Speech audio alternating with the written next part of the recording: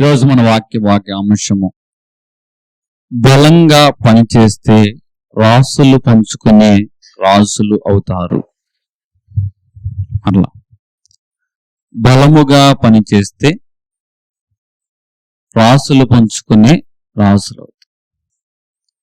Father ఎం దేవదాసయ్య గారు చెప్పిన మాట ఇది. బలముగా పనిచేసేవారు రాసులు పంచుకునే రాజులు అవుతారు. సామెతలు రాసిన గ్రంథము 22వ అధ్యాయము 29వ వచనము.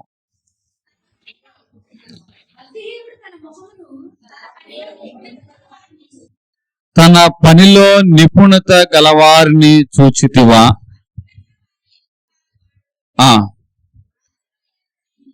అల్పులైన వారి ఎదుట కాదు, రాజుల ఎదుటనే నిలిచించాలి. తన పనిలో నిపుణత గల వారిని నీవు చూచితివా? దేవుడు ఎక్కడ నిలబెడతాడట? నిపుణత కలిగిన వారిని రాజులు. అందుకే బలముగా పనిచేస్తే రాసులు పంచుకునే రాజులు అవుతారు. మనము దేవుని పనే గాని, కుటుంబ పనే గాని, జీవితంలో పనే గాని దృఢముగా మనము పనిచేసేవారుగా ఉండాలి. నైపుణ్యంగా చేసేవారుగా ఉండాలి. చిన్న పని చేసినా కూడా అది గొప్ప మనసుతో మనము పనిచేవారుగా ఉండాలి. ఎందుకంటే ఒక వ్యక్తి ఇంటిని నిర్మించడానికి 3 పనివారిని ఏర్పాటు చేసుకున్నాడు. మొదటి పనివాడు అనుకుంటున్నాడు, నేను ఇటుకలను పేరుస్తున్నాను, దీని ద్వారా నేను డబ్బులు సంపాదించుకుంటున్నాను, ఒక్కొక్క ఇటుక. రెండవ పనివాడు అంటున్నాడు, నేను గోడను కడుతున్నా, దీని ద్వారా నేను డబ్బులు సంపాదించుకుంటున్నా అనుకున్నాడు. మూడవ పనివాడు అనుకుంటున్నాడు, ఇదిగో రాసుకు ఒక చక్కటి భవంతిని నేను నిర్మాణం చేస్తున్నాను, ఇది చిరస్థాయిగా ఉండిపోవాలి అన్న ఆలోచనతో పనిచేస్తున్నాడు. 3 ఒకే పనిని నిమిత్తము నియమించబడిన వారుగా ఉన్నారు.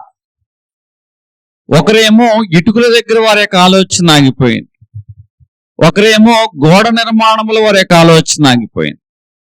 కానీ ఇంకొకరేమో ఇది నేను రాజుకు చేస్తున్న పని, ఇది నైపుణ్యముతోనూ నిపుణతోనూ చక్కగా నేను చెయ్యాలి అన్న ఆలోచనతో చేసినప్పుడు రాజు అతని యొక్క భావం ఎరిగిన వాడుగా ఉన్నాడు. కాబట్టి ఆ నిర్మాణం అంతటి మీద అతన్ని అధికారిగా రాజు నియమించిన వాడుగా ఉన్నాడు. మనము చూసే కోణం బట్టి ఏం మారుతుందంటే దేవుని యొక్క పని అనేది మారుతూ ఉంటుంది. మనం చూసే కోణం బట్టే పని కూడా ఉంటుంది. మనము చూసే కోణం బట్టే పని రూపము కూడా ఉంటుంది.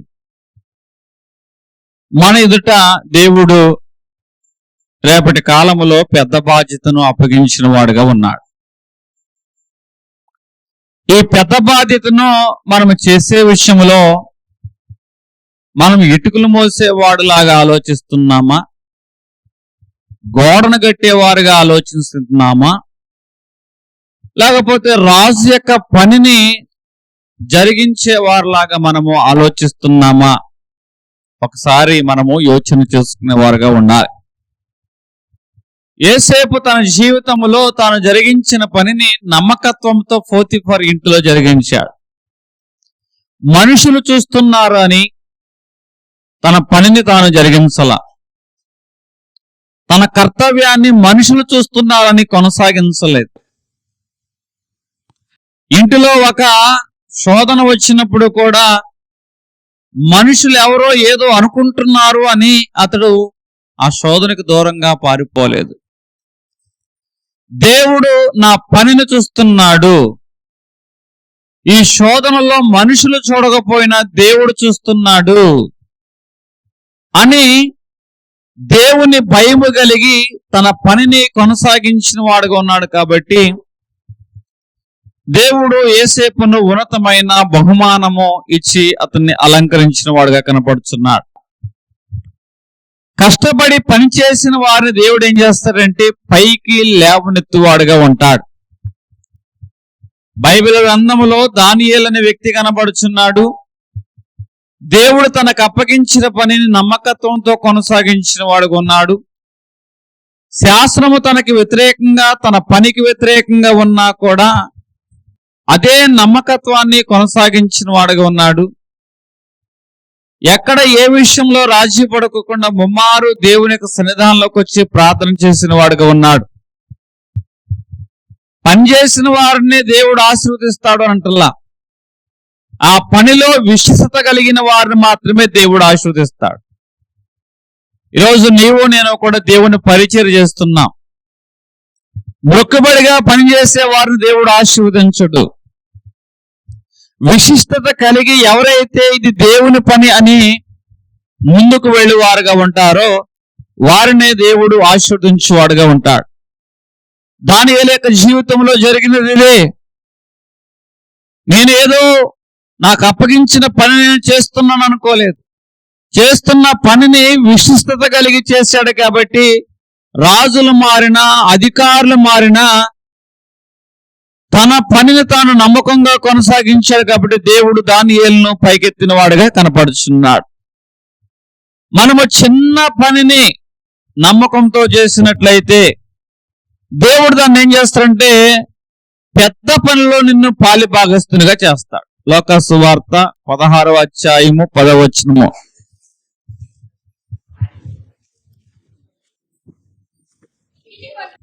మిక్కిలి కొంచెములో నమ్మకంగా ఉండేవాడు ఎక్కువలోనూ నమ్మకముగా ఉంటాడు. చిన్న విషయంలో నువ్వు విశ్వాసంతో పనిచేసినట్లయితే పెద్ద విషయాలను దేవుడు నీకు అప్పగిస్తాడు. దేవుడు నువ్వు చిన్న విషయాలు నీకు అప్పగించినప్పుడు నీ విశ్వాసాన్ని చూస్తున్నాడు, నీ విధేయతను చూస్తున్నాడు, నీ నిజాయితీని చూస్తున్నాడు. చిన్న విషయంలోనే నువ్వు ఇంత విశ్వాసము, విధేయత, నిజాయితీని దేవుడు గమనించాడు కాబట్టి పెద్ద విషయాల్లో నీకు పని బాధ్యతను దేవుడు అప్పగించేవాడుగా ఉంటాడు. ఒక వ్యక్తి టైలరింగ్ వృత్తిని నేర్చుకున్నవాడుగా ఉన్నాడు. యవన కాలంలోనే అతడు ఆ పనిలో స్థిరపరుచు ఉన్నవాడుగా ఉన్నాడు. అనేక మంది అంటూ ఉన్నారు, ఎంతకాలం నువ్వు ఇట్లా కష్టపడతావు, ఈ వృత్తి నీ కుటుంబాన్ని రాబో కాలంలో పోషించలేదు, ఈ వృత్తి కనుమరుగైపోతుంది, అందరూ కూడా రెడీమేడ్ లోకి వచ్చేసారు, ఇక ఎవరు స్టిచ్చింగ్ అనేది ఉపయోగించరు అని చెప్పినప్పుడు ఆ చిన్నవాడు ఏమాత్రము కూడా నిరాశ పడక, ఇదిగో నాకు అప్పగించిన పని ఇది చిన్నదే, దీనివల్ల నేను పోషించబడను అంటున్న వారుగా ఉన్నారు. కానీ ఈరోజు నేను చొక్కాల ముద్ర మాత్రమే కుట్టడం లేదు, నా భవిష్యత్తును కూడా దీని ద్వారా నేను నిర్మించుకుంటున్నాను అని తనకు అప్పగించిన పనిని నమ్మకంగా, నిజాయితీతో, విధేయతతో అతడు కొనసాగించినప్పుడు ఎవరైతే ఇతనికి సలహా ఇచ్చారో సలహా ఇచ్చిన వారి మాట ప్రకారము రాబో కాలం అంతా రెడీమేడ్ కాలం అయిపోయింది. టైలరింగ్ వృత్తిలో ఉన్న వారందరూ కనుమరుగైపోతున్నారు. కానీ రెడీమేడ్ వస్త్రాలు తయారు చేసే వారికి కూడా ఏం కావాల్సి వచ్చిందంటే ఒక నైపుణ్యం కలిగిన, నిపుణత కలిగిన టైలర్ అనేవారు కావాల్సి వచ్చింది. ఇప్పుడు ఇతడు నిదానంగా తన వృత్తిని నమ్మకంగా కొనసాగించడం వల్ల ఒక ఫ్యాషన్ డిజైనర్ గా మార్చబడ్డాడు. అనేక పెద్ద పెద్ద కంపెనీలు కూడా ఇతని యొక్క కటింగ్ కి కోసం ఎదురు చూస్తుంది. ఇతను ఒక కటింగ్ చేస్తే ₹1,00,00,000 సంపాదిస్తున్నాడట. హల్లెలూయా. ఇతడే ఒక పరిశ్రమ స్థాపించి ఆ పెద్ద పెద్ద సంస్థలన్నిటికీ ఆ స్టిచ్చింగ్ ఆర్డర్స్ పొంది ఆ యొక్క సంస్థ లోగో ద్వారా తన యొక్క వ్యాపార సామ్రాజ్యాన్ని మరింతగా ముందుకు తీసుకెళ్లిన వాడుగా ఉన్నాడు. ఆ చిన్నవాడు చెప్తున్న మాట, నేను కుట్టి పని మాత్రమే చేయడం లేదు, నా భవిష్యత్తును నిర్మించుకుంటున్నా. ఈరోజు నీ భవిష్యత్తును నిర్మించుకునే క్రమములో నిజాయితీతో చేయి, విధేయతతో ఆ పనిని చేయి, నమ్మకంతో ఆ పనిని నువ్వు కొనసాగించినట్లయితే నీకు అప్పగించిన పడి చిన్నదే, కానీ రేపటి రోజున నీ యొక్క నిజాయితీ, నమ్మకము, విధేయతను బట్టి పెద్ద పని అనేది నీకు అప్పగించబడుతుంది. హల్లెలూయా. అవకాశాలు అనేవి బలమైన శ్రమ వాసన చూచి మీ వద్దకు వస్తూ ఉంటాయి. అవకాశాలు చాలా మంది లేవు అంటారు. అవకాశాలు నా దగ్గరికి రావడం లేదంటారు. అవకాశాలు నీ వద్దకు రావడం కాదు, అవకాశాలనే నువ్వు సృష్టించగలగాలి. అది ఎట్లాగో తెలుసా? ఎవరైతే బలమైన శ్రమ వాసన కలిగిన వారుగా ఉంటారో, బలమైన శ్రమ వాసన కలిగిన వారి వద్దకే అవకాశాలు అనేవి వస్తాయి. కుక్క వాసన చూసి ఏ విధంగా అయితే పసిగట్టి ముందుకు వెళుతుందో, ఎవరి జీవితంలో అయితే బలమైన శ్రమ వాసన కలిగిన వారుగా ఉంటారో, ఆ బలమైన శ్రమ వాసన ఏం చేస్తుందంటే వారి వద్దకి అవకాశాన్ని తీసుకొస్తుంది. ప్రక్కింట్లో ఈరోజు ఏదో పలావ్ వండుకున్నారు అనుకోండి, ఆ వాసన తినకుండానే కడుపు నిండిపోయినట్టు వస్తుంది కదా. ఒక బలమైన ఘాటైన వాసన కడుపు నిండిపోయేలా చేస్తుంది కదా. అలాగే ఎవరైతే బలమైన శ్రమ అనే వాసన కలిగిన వారుగా ఉంటారో, ఏ వాసన కలిగి ఉండాలండి? శ్రమ అనే వాసన ఎవరైతే కలిగిన వారుగా ఉంటారో, ఆ శ్రమ అనే వాసన కలిగిన వారి వద్దకే దేవుడు అవకాశాలను పంపిస్తాడు. హల్లెలూయా, హల్లెలూయా. శ్రమ చేసే మనుషుల వద్దకే అవకాశాలు అనేవి ఎక్కువగా వస్తాయి. అవకాశాలు పుట్టవు. అవకాశాలు మనం ఏం చేయాలంటే సృష్టించువారుగా ఉండాలి. భూమి మీద విత్తనం అనేది విత్తినప్పుడు కొన్ని రోజులకి ఏ విధంగా అయితే ఫలములు వస్తాయో, శ్రమ అనే వాసన అనే విత్తనం విత్తగలిగినట్లయితే అవకాశాలు అనేవి నీ జీవితంలో సృష్టించబడుతూ ఉంటాయి. యేసేపు జీవితంలో నిందే గాని, అవమానమే గాని, చెరసాలే గాని, ఇవన్నీ కూడా అతనికి అన్యాయంగానే కనిపించాయి. కానీ శ్రమ అనే వాసన దేవుడు చూచిన వాడుగా ఉన్నాడు. నమ్మకత్వం అనే వాసన దేవుడు చూచిన వాడుగా ఉన్నాడు. విధేయత, నిజాయితీ అనే వాసన దేవుడు చూచినగా ఉన్నాడు. కాబట్టి యేసేపుని చెరసాలలో నుంచి సింహాసనం ఎద్దకు నడిపించిన వాడుగా ఉన్నాడు. హల్లెలూయా. దేవుడు శ్రమను చూచి ఆశీర్వాదాల యొక్క ద్వారాలను తెరుచువాడుగా ఉంటాడు. దావీదు తనకు అప్పగించిన పని గొర్రెలు కాచే పని. అన్న దృష్టిలో అది చులకనైన పని, లోకం దృష్టిలో అది చులకనైన పనే. కానీ దావీదు తనకు అప్పగించిన చిన్న పనే, అది ఏమాత్రం గుర్తింపు లేని పనే బాధ్యతగా, నమ్మకంగా చేశాడు. ఏవో తన తండ్రి గొర్రెలు అని నిర్లక్ష్యంగా లేదు. ఇక్కడ యాకోబు కుమారుల గురించి, యెషయా కుమారుల గురించి నేను మాట్లాడుతున్నా. యాకోబు కుమారులేమో మందలోని పశువును చంపుకొని సింహం తినింది అని చెప్పారు. కానీ యెషయా కుమారుడైన దావీదు యొక్క జీవితంలో మందలోకి సింహం వస్తే సింహాన్నే చీల్చాడు, మందలోకి ఎలుగుబంటి వస్తే ఎలుగుబంటినే చీల్చేశాడు. యాకోబు కుమారులేమో కడుపు నింపుకోవడానికి సింహం పేరు చెప్పి మందను తినేశారు. కానీ దావీదేమో తన మందను వృద్ధి చేసుకోవడానికి అడ్డుగా వచ్చిన సింహాన్ని, ఎలుగుబంటిని రెండింటిని చీల్చివేసిన వాడుగా ఉన్నాడు. ఇక్కడ దావీదు యొక్క పనిని దేవుడు గుర్తించిన వాడుగా ఉన్నాడు. నమ్మకత్వంతో ఆ యొక్క దావీదు యొక్క శ్రమను దేవుడు చూచిన వాడుగా ఉన్నాడు. కాబట్టి ఆశీర్వాదం అనేది దావీదు యొద్దకు నడిపిస్తున్నాడు. అభిషేకాన్ని దావీదు యొద్దకు నడిపించాడు. సింహాసనాన్ని దావీదు యొద్దకు నడిపించిన వాడుగా ఉన్నాడు. హల్లెలూయా. ఈరోజు నీవు కూడా శ్రమ కలిగి పని చేస్తున్నట్లయితే దేవుడు నీ పక్షంగా ఆశీర్వాదపు ద్వారాలు తెరుచునుగాక. ఎందుకంటే దావీదు యొక్క శ్రమను దేవుడు చూచాడు కాబట్టి అభిషేకాన్ని దావీదు యొద్దకు పంపించాడు. దావీదు యొక్క నమ్మకత్వాన్ని దేవుడు చూశాడు కాబట్టి గొలియాతును జయించే కృపను దావీదుకు ఇచ్చిన వాడుగా ఉన్నాడు. దావీదు యొక్క శ్రమను దేవుడు గుర్తించాడు కాబట్టి సింహాసనం మీదకు దావీదును పంపించిన వాడుగా కనపడుతున్నాడు. దేవుడు మనకి అవకాశాలు ఇస్తాడు. ఇచ్చే క్రమంలో మన విశ్వాసాన్ని చూస్తాడు, మన శ్రమనే చూస్తాడు. శ్రమ అనే వాసనను కలిగి ఉన్నట్లయితే ఆశీర్వాదం అనే ద్వారం నీ పక్షంగా దేవుడు తెరుచునుగాక. దేవుడు ఎప్పుడు కూడా ఏమంటున్నాడు తెలుసా? నిశ్చయముగా నీవు నీ చేతుల కష్టార్జితము అనుభవించేదవు అంటున్నాడు. నీవు చేయనంత కూడా నేను చేస్తాను అంటున్నాడంటే సఫలి చేస్తానంట. ఖాళీగా ఉంటానంటున్నాడా? చేయిందంతయో అంటున్నాడా? చేయునదంతయో అంటున్నాడు. శ్రమ అనే వాసన ఉన్న చోటకే అవకాశాలు చేరుకుంటాయి.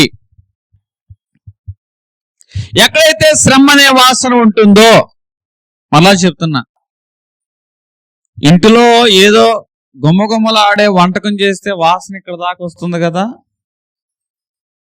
శ్రమ అనే వాసన ఎక్కడైతే ఉంటుందో అక్కడికి దేవుడు ఏం పంపిస్తాడని చెప్తున్నాను?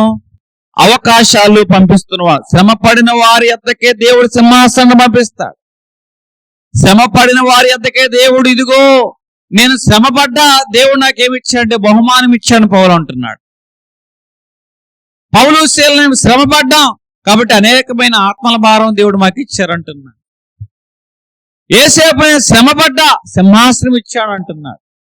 దావీదు నేను శ్రమపడ్డా, ఈ శ్రమ వాసన చూసి దేవుడు నాకు గొలియాతును జయించే అవకాశం ఇచ్చాడు అని చెప్తున్న వాడుగా ఉన్నాడు. ఈరోజు చిన్న అవకాశమే నువ్వు నమ్మకంతో కొనసాగించినట్లయితే పెద్ద పనులు నిన్ను పాలిభాగస్తునిగా చేస్తాడు. ఒక వ్యక్తి ఒక హోటల్లో క్లీనర్గా, స్వీపర్గా పనిచేస్తున్నాడు. అతని పని ఏమిటి అంటే కుర్చీలు సర్దడం, బెంచీలు తోవడం, ప్లేట్లు కడగడం. నమ్మకంగా తనకు అప్పగించిన పనిని తాను ప్రతిరోజు సమయానికి తగ్గట్లుగా చేస్తూ ఉన్నాడు. ఎంతమంది ఆ రోజు ఆ హోటల్లోకి వచ్చినా మరలా కొత్త వారు వచ్చే సమయానికి టేబుల్స్ అన్ని ఆర్డర్లో ఉంటున్నాయి, కుర్చీలన్నీ ఆర్డర్లో ఉంటున్నాయి, టేబుల్ మీద ఉన్న పదార్థాలన్నీ కూడా క్రమ పద్ధతిలో సర్ది ఉంచుతున్నాయి, తినే ప్లేట్లు కూడా ఎంతో చక్కగా కడగబడుచు ఉన్నాయి. ఈ నమ్మకమైన పనిని స్వీపర్గా ఇతడు కొనసాగించిన వాడుగా ఉన్నాడు. ఆ హోటల్లో ఉన్న మాస్టర్ చెఫ్ ఇతని యొక్క నమ్మకత్వాన్ని గమనించాడు. ఇదిగో నా విద్యను, నా నైపుణ్యాన్ని నాతోనే అంతరించిపోతుంది అనుకున్నా, కానీ ఎట్లాంటి నమ్మకత్వం కలిగిన వారికి నేర్పించాలి అని ఆ రోజు అతన్ని దగ్గర తీసుకుని ఈ చిన్నపిల్లవాడి యొక్క పని జరిగిస్తూ ఉండగానే కొన్ని మెలకువలను అతడు వంటలో నేర్పించిన వాడుగా ఉన్నాడు. నిదానంగా తన వెంట తిప్పుకుంటూ ఆ వంటలోని మెలకువలను, నైపుణ్యాన్ని, నిపుణతను, రుచి వచ్చే అనుభవాలన్నిటినీ కూడా కొంతకాలం నేర్పించిన వాడుగా ఉన్నాడు. కొంతకాలమైన తర్వాత ఏ హోటల్లో అయితే ఇతడు స్వీపర్గా పనిచేశాడో అదే హోటల్లో వంటవాడిగా అతడు ఎంచబడిన వాడుగా ఉన్నాడు. మరికొంతకాలంగా ఆ నమ్మకమైన పనిని కొనసాగించడం వలన స్వీపర్గా పనిచేసే ఇతన్ని దేవుడు ఎట్లాగా మార్చాడంటే హోటల్కే హెడ్ కుక్ గా మార్చాడు. హల్లెలూయా.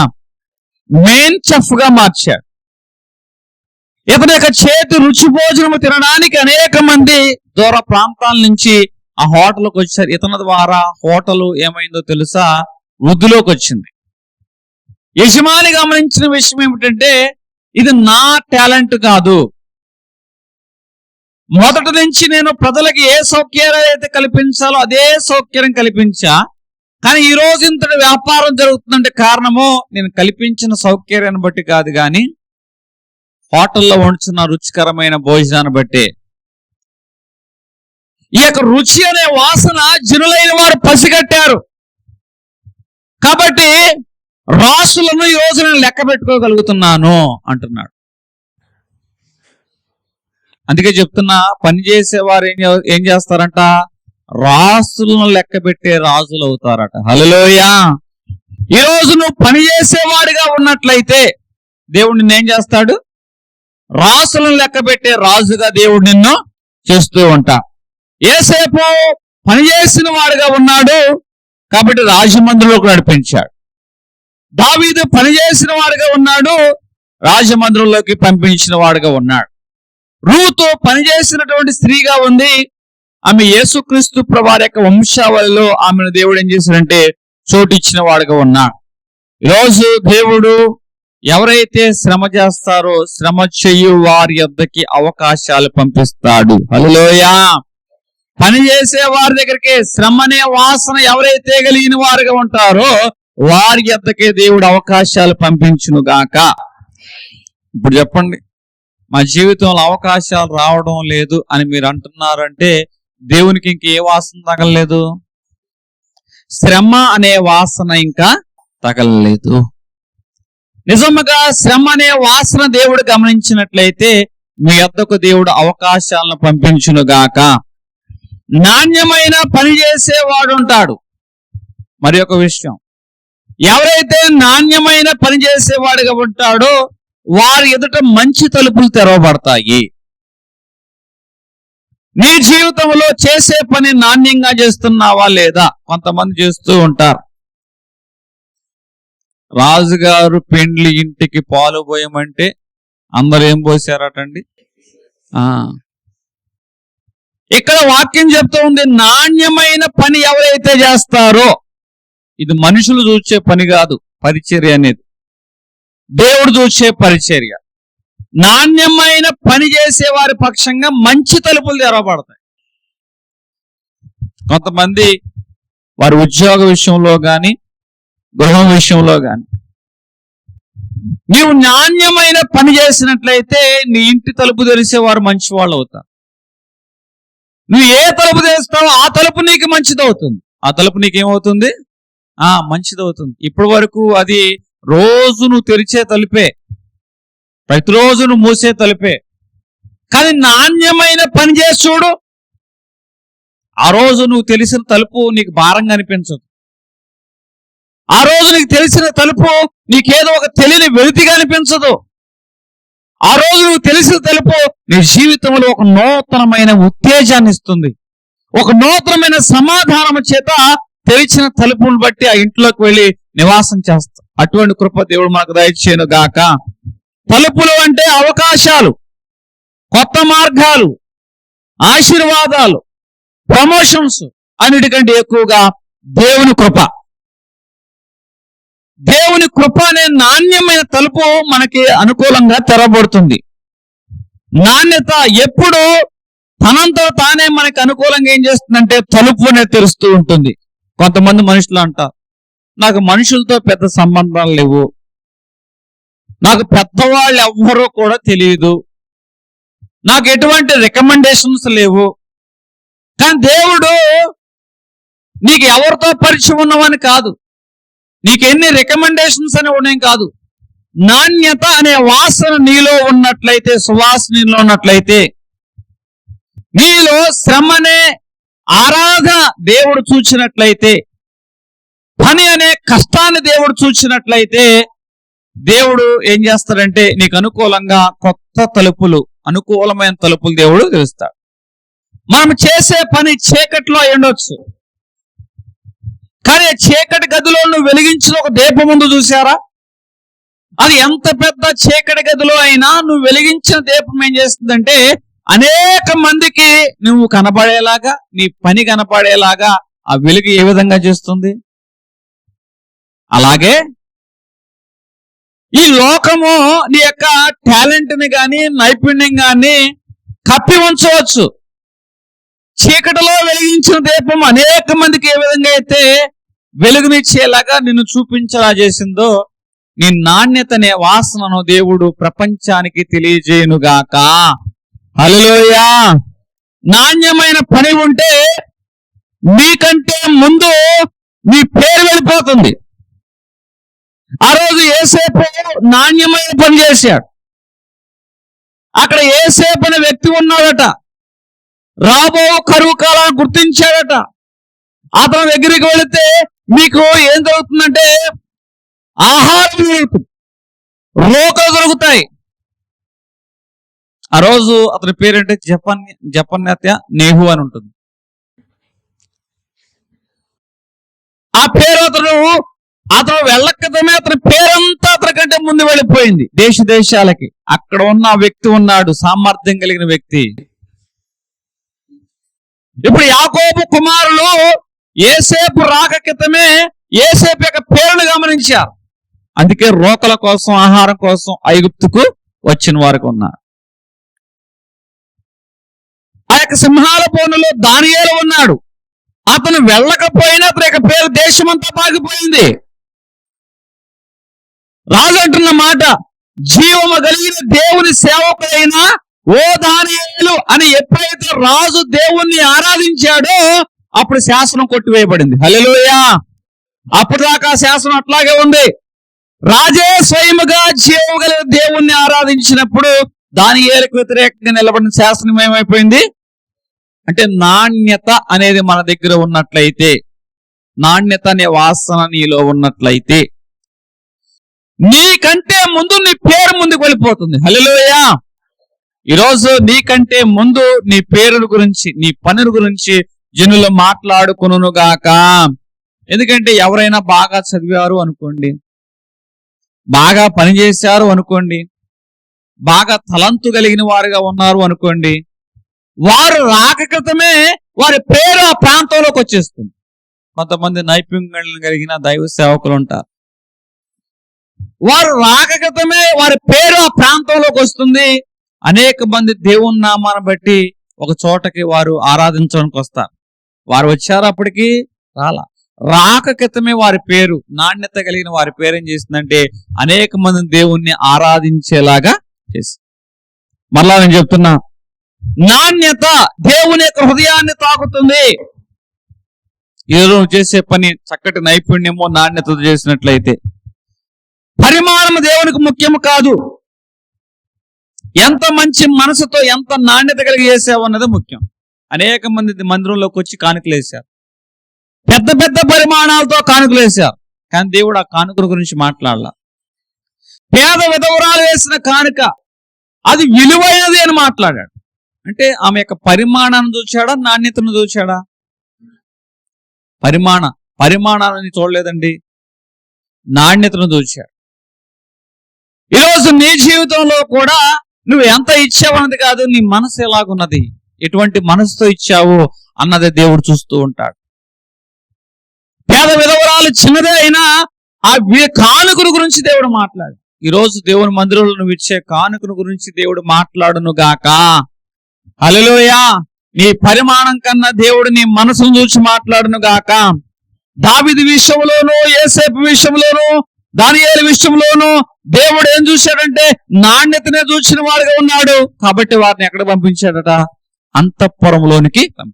దావీదు చిన్నవాడే కదా, యోసేపు నిందించబడిన వాడే కదా, దానియేలు రాజు ఆజ్ఞకు కూడా చెరసాల్లోకి వెళ్ళేటువంటి శక్తిహీనుడే కదా. కానీ చేసే పని నమ్మకంగా చేసినట్లయితే వారి దేవుడు ఏ స్థితిలో కూర్చోబెట్టాడో ఒకసారి మీరు అర్థం చేసుకోండి. నాణ్యత అంటే పెద్ద పని చేయడము కాదు. నాణ్యత అంటే ఏమిటండి? పెద్ద పని చేయడం కాదు, చిన్న పనిని పెద్దగా చేయడం, చిన్న పనిని మనం దేవుడికి చేస్తున్నాం అన్న భావన కలిగి చేయడం. కొంతమంది నేను ఇంత పెద్ద పని చేస్తున్నా అంటూ, కానీ ఆరాధన భావం ఉండదు. కొంతమంది చేసేది చిన్న పనే, ఇదిగో ఈ చిన్న పని ద్వారా దేవుని యొక్క నామము మహిమపరచబడాలి. ఒక ఆమె ఉల్లిపాయలు తరుగుతూ ఉందటండి. రెక్కలు తీసే పని ఒక ఆమెకు అప్పచెప్పారు. ఇంట్లో ఏదో తొందర పని ఉందని గబగబా రెక్కలు తొరిగి తీసిందట. రెక్కలు తీసి ఇంటికి వెళ్లే క్రమంలో ఆమెకు ఒక ఆలోచన వచ్చింది. ఇదిగో నేను తొందరపడి పనిచేశాను, కొన్ని చోట్ల ఉల్లిపాయ రెక్కలు అట్లాగే ఉన్నాయి, కొన్ని చోట్ల ఉల్లిపాయ రెక్క కుళ్ళిపోయింది ఉంది. బహుశా నాలాగే వారు కూడా అదే పని కొనసాగించినట్లయితే ఆహారం పాడవుతుందేమని ఆమె మరలా పరిగెత్తుకుంటూ వచ్చి గంపలో ఉన్న ఆ కుళ్ళిపోయిన ఆ యొక్క ఉల్లిపాయ రేకలను తీసేసింది. నాణ్యతతో ఆమె హృదయం ఏం చేస్తుందంటే, ఇది నా పని కాదు నేను చేసేది, దేవుడికి నేను చేస్తున్నా, మనుషులు చూసినట్లుగా ఈ పని, దేవుడు నా పనిని చూస్తున్నాడు అని ఆమె దేవుని భయం కలిగి ఆ పనిని ఆమె ఏం చేసిందంటే కొనసాగించినటువంటి సహోదరిగా కనబడుచున్నది. హల్లెలూయా. అంటే నీకు ఎంత పని అప్పగించావో అనేది ముఖ్యం కాదు, కానీ నీకు అప్పగించిన పని చిన్నదేనైనా దాన్ని పెద్దగా చేయాలి. కొంతమంది పెద్ద పనులు అప్పగిస్తేనే శ్రద్ధతో చేస్తూ ఉంటారు, కానీ ఇక్కడ అప్పగించిన పని చిన్నదైనా కూడా దాన్ని పెద్ద పరిమాణంలో దేవునికి చేయగలగడమే దేవుని యొక్క ఆశీర్వాదం నీకు అనుకూలంగా తెరిచేలాగుంటుంది. హల్లెలూయా. ఎక్కడ ఎవరైతే ఇటువంటి చిన్న అప్పగించిన పని చిన్నదే అయినా దాని పెద్ద పరిమాణంలో చూసి ఇది దేవుని చేస్తా అంటాడో అక్కడ దేవుడు వారిని పరీక్షిస్తాడు. అక్కడ దేవుడు వారికి ఏమిస్తాడంటే ఆ పరీక్ష ద్వారా ప్రమోషన్ అనేది సిద్ధపరుస్తూ ఉంటాడు.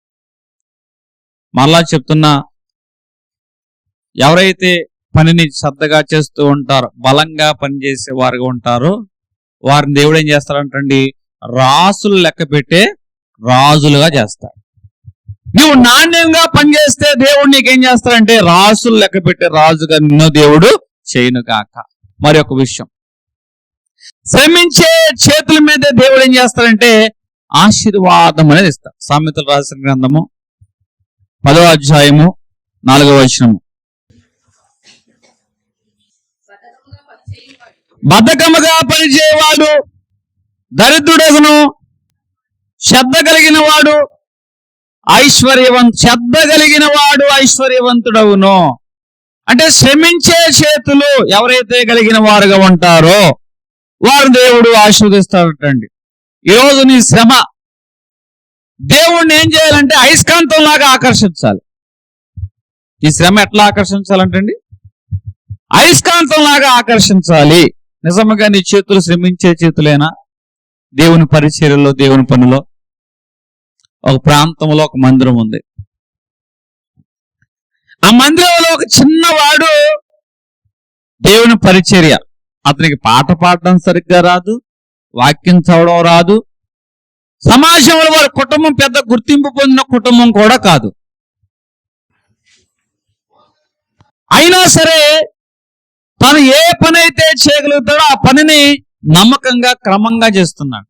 ఏమిటా పని అంటే మందిరమును తుడిచే పని, మందిరములో కుర్చీలు సర్దే పని, క్రమముగా కూర్చోబెట్టే పని, దుమ్మేముంటే తుడిచే పని. ప్రతి ఆదివారం కూడా ఇదే పనిని నమ్మకంగా ఈ వ్యక్తి కొనసాగించు ఉన్నవాడుగా ఉన్నాడు. తొందరపడి ఏ పని చేసేవాడు కాదు. ఒకవేళ తొందరపడి పని చేసినా అతను మనస్సాక్షి గద్దించి, ఇదిగో కుర్చీ నువ్వు తుడిచావు కానీ వెనకమాల పక్క తొడవల, వీపికి ఆనుకునే స్థానంలో తొడవలేదని మనస్సాక్షి గద్దించి మళ్ళా పరిగెత్తుకుంటూ వచ్చి ఆ యొక్క వీపుగా ఆనుకునే స్థానంలో కుర్చీని శుభ్రపరిచాడు. మరలా ఇంకోసారి మనస్సాక్షి, ఈరోజు నువ్వు కుర్చీని తుడిచావు కానీ చేతులు ఆనుకునే చోట అందరూ తెల్ల బట్టలు వేసుకుని వస్తారు, ఆ చేతులు ఆనుకునే చోట తొడకపోతే దుమ్మంతా తెల్ల వస్త్రాలకు అంటుకుంటుంది అని మరలా మనస్సాక్షి గద్దించేదట. తన ఇంటిలో కూడా అంత శ్రద్ధగా పనిచేసేవాడు కాదు, కానీ దేవుని పని విషయంలో మాత్రము శ్రద్ధ కలిగి ఆ పని చేసేవాడు. ఒకరోజు ఆ ప్రాంతానికి ఆ యొక్క మందిరాల మీద ఉన్న హెడ్ ఆ ప్రాంతానికి వచ్చాడు. ఈ పిల్లవాడి యొక్క పనిని గమనించాడు. అతని పనిలోని నైపుణ్యాన్ని, క్రమాన్ని గమనించాడు. ఈ పని ఎవరు చేశారు? నేనే చేశాను. ఎంతకాలం బట్టి చేస్తాను? ఎంతో కాలం బట్టి చేస్తున్నా. ఈ పని వల్ల నీకు ఏమైనా గుర్తింపు వచ్చిందా? అయ్యా గుర్తింపు కాదయ్యా, దేవుని పని చేస్తున్నా సంతోషం నాకుంది. ఆ యొక్క మందిరాల మీద ఉన్న హెడ్ ఆ రోజు వచ్చి అడిగాడు. అంటే కొన్ని పనులు మనం చేస్తూ ఉంటాం, చేసే పనులు గుర్తింపు రావు. అందరూ గుర్తింపు కలిగిన పనులనే ఎంచుకుంటూ ఉంటారు. గుర్తింపు రాదని తెలిసినా ఎన్నో రోజులుగా గుర్తింపు లేని పనినే నమ్మకంగా ఇతడు కొనసాగిస్తూ ఉన్నవాడుగా ఉన్నాడు. ఎవరు చూశారంటే ఆ యొక్క మందిరాల మీద ఉన్న హెడ్గా ఉన్న వ్యక్తి ఆ రోజు మందిరం కూర్చు చూశాడు.